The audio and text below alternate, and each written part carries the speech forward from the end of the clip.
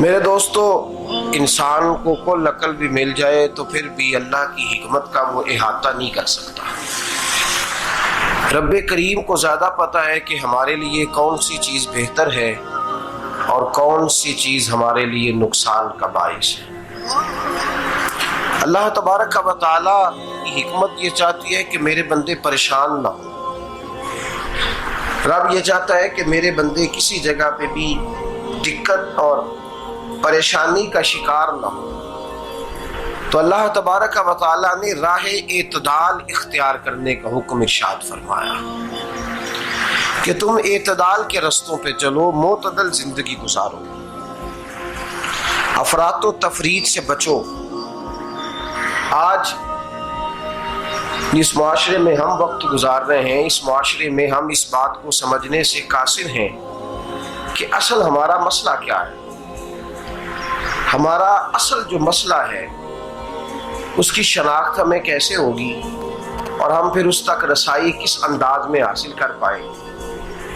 ہم ہمیشہ اپنی آمدن بڑھانے کے چکر میں رہتے ہیں، ایک کام اور شروع کر لیں، پارٹ ٹائم جاب شروع کر لیں، کوئی سائیڈ بزنس اس کا آغاز کر لیں۔ ہماری جو دوڑ لگی ہوئی ہے وہ لگی ہے کام بڑھانے میں، آمدن بڑھانے میں۔ حالانکہ اسلام ہمیں یہ کہتا ہے کہ تو آمدن بڑھانے کے چکر میں نہ پڑ، اصل بات یہ ہے کہ تو اپنے خرچے کنٹرول کر۔ تنگ انسان وہ نہیں ہوتا جس کی آمدن تھوڑی ہوتی ہے۔ یہ توجہ کیجیے گا میری بات، یہ قیمتی بات ہے اور گفتگو ساری کا لب لباب ہے۔ تنگ بندہ وہ نہیں ہوتا جس کی آمدن تھوڑی ہوتی ہے، اصل پریشان وہ ہوتا ہے جس کے خرچے زیادہ ہوتے ہیں۔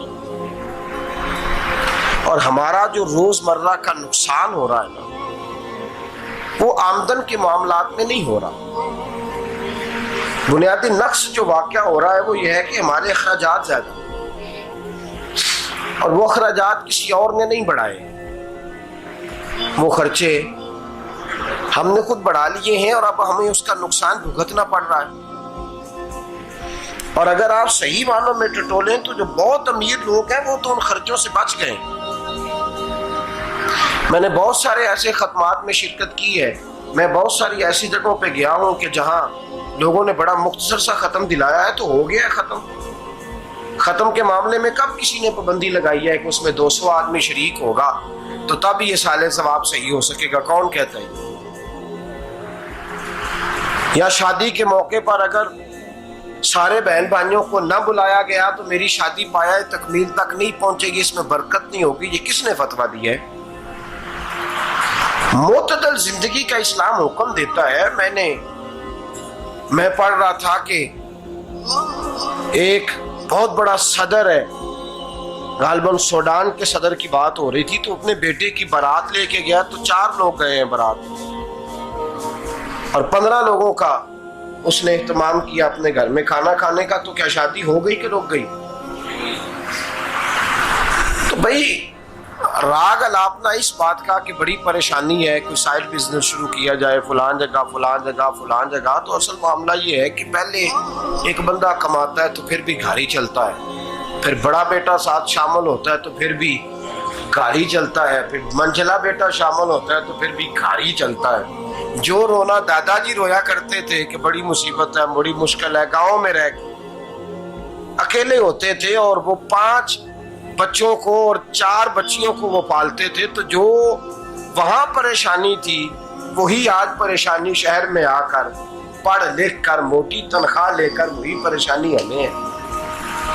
تو میں جس نتیجے پہ پہنچا ہوں اس کو پڑھ کے، قرآن مجید کی چند آیات کو دیکھ کر اور اس مفہوم کی جو حدیثیں کتب احادیث میں پائی جاتی ہیں اور ہمارے بزرگوں نے ہمیں جو مزاج اس حوالے سے دیا ہے، میں اس نتیجے پہ پہنچا ہوں کہ مسئلہ آمدن کا نہیں، مسئلہ خرچے کا ہے۔ ہمارے خرچے بنیادی طور پر زیادہ، اور اگر پھر ہم زیادہ بوجھ خواتین پہ ڈالتے ہیں کہ وہ مطالبے زیادہ کرتی ہیں، اور اگر آپ مجھ سے پوچھیں تو خواتین کی بھی اگر کسی جگہ کوئی عادت خراب ہوتی ہے تو اس میں اصل کردار اس کا ہوتا ہے جو وہ عادت خراب تو کیوں اپنے گلے سے اتار کے آپ کسی کے گلے میں بات ڈالنے کے چکر میں ہیں؟ وہ خواتین کی طبیعت نہیں ایسی ہے. اصل بات یہ ہے کہ ہم نے عادت ڈالی ہے, ہم نے یہ مزاج ان کو دیا تو ان کا بنا ہے, نہ کیسے بن سکتا.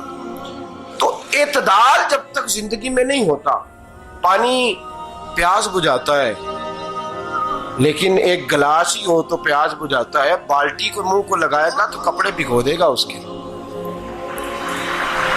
حالانکہ پانی بری چیز کا نام نعمت ہے نا بہت بڑی اللہ کی, لیکن پیالے میں ہی اچھا لگتا ہے. کوئی مٹکا منہ کو لگائے گا تو تانگ ہوگا, پیالہ ہی بہتر ہے اس کے لیے. تو میرے دوست, مٹکے سے بھی بعض اوقات کام چل جاتا ہے, لیکن اگر کوئی کہے نہیں مجھے دریا ہی چاہیے تو اس کا تو گھر بہ جائے گا, سارا گھر بہ جائے گا اس کا. ہمیں دریا قابو کرنے کا موڈ بنایا ہوا ہے تو اس سے گھر بہا کرتے ہیں, اس سے گھر بنا نہیں کرتے. گھر پیالے سے پانی پینے سے بنتا ہے. اگر تو دریا پہ قبضہ کرنے کا موڈ بنائے گا تو گھر بنے گا نہیں, گھر بہ جائے گا. آگ نہ ہو تو کھانا پک نہیں سکتا, لیکن ہلکی آنچ سے کھانا پکتا ہے. اور اگر آنچ تیز کر دی جائے تو جی قرینے قیاس بات کر رہا ہوں, میں عقل سے ماورا نہیں کر رہا. قرینے قیاس سمجھانے کے لیے مثالیں دے رہا ہوں. ہلکی آنچ پہ کھانا پک جاتا ہے اور آگ تیز ہو تو کھانا جل جاتا ہے. تو کھانا اتنی دیر کھانے کے قابل رہتا ہے جب تک وہ ہلکی آنچ پہ پکتا ہے. تو جتنی مرضی تو کہتا ہے نہیں میرا گزارے نہیں, آگ تیز ہونی چاہیے, تو میاں جل جائے گا, جل جائے گا. ہوا نہ ملے تو سانس نہیں آتی, ٹھیک ہے, آکسیجن نہ ہو تو سانس, ہوا نہ چلے تو گزارا نہیں ہوتا. لیکن اگر تیز جلے نا, اگر تیز جلے تو تیز چلے تو آندھی اور طوفان بن جائے تو چھتیں گرا دیتی ہے, جانیں لے لیتی ہے. ہم ہیں طوفان کے چکر میں, ہم ہیں دریا کے چکر میں, ہم ہیں بڑے لاؤ کے چکر میں. تو میاں ہلکی آنچ ہی اچھی ہے, یاد رکھ.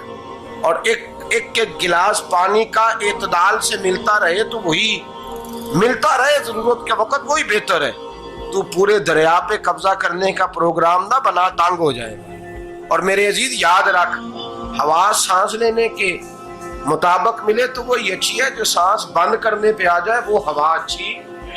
ہم نے چکر چلا لیا ہے کہ زیادہ پیسہ, راتوں رات پیسہ, لمبا پیسہ, یہ پلاٹ بھی میرا, وہ پلاٹ بھی میرا, گجرانوالا بھی, گجرات بھی, لالا موسیٰ کھاری اور پنڈی تک جہاں میں جاؤں میرے نام کی تختیاں لگی ہوئی ہونی چاہیے. اسلام منع کرتا ہے.